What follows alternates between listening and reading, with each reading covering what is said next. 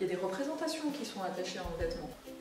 Moi, je suis pour la liberté vestimentaire. Ça me plaît pas mal. Mais j'ai bien conscience que l'uniforme permet d'introduire, permet d'établir une certaine égalité entre les individus qui exercent une même activité. Il y a une forme aussi de respect de l'autre par le vêtement. Non, on a tous, par exemple, la robe alors qu'on est avocat, la toge alors qu'on est prof.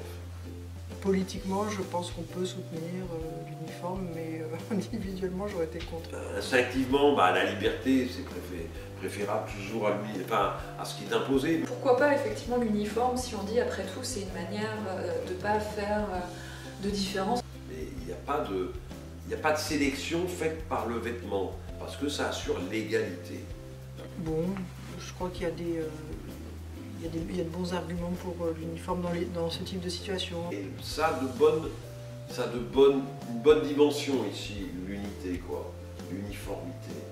Après, je pense que les enfants ont suffisamment d'imagination pour refaire des discriminations sur d'autres domaines. Et c'est pas les gros bourgeois qui vont arriver avec des costumes absolument magnifiques, des trucs en or. Voilà, si c'est pas l'uniforme, si c'est pas les vêtements, ce sera autre chose. Ce sera quel est ton portable.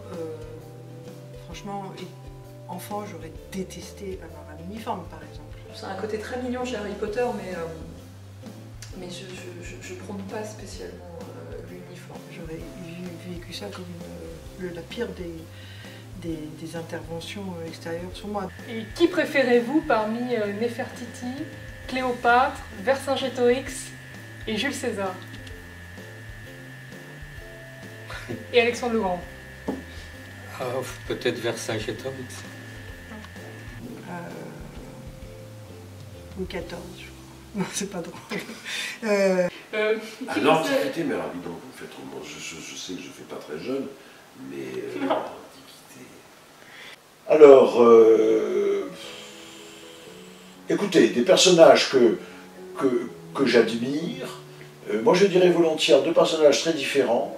Napoléon, moi je trouve que c'est un personnage dont je regrette qu'aujourd'hui, parfois, on le célèbre avec modération, on hésite à le célébrer, alors que c'était pour moi, comment dirais-je, outre un chef militaire exceptionnel. Il y a eu des batailles sanglantes, ça tout le monde le sait, mais enfin, quels sont les pays qui n'ont pas acquis leur gloire sur les champs de bataille?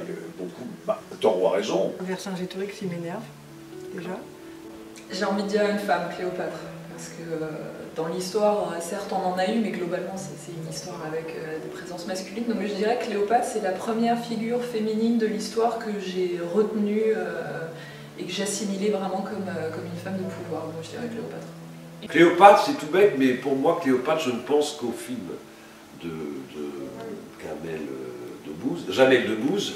Astérix et Cléopâtre, c'était tellement drôle.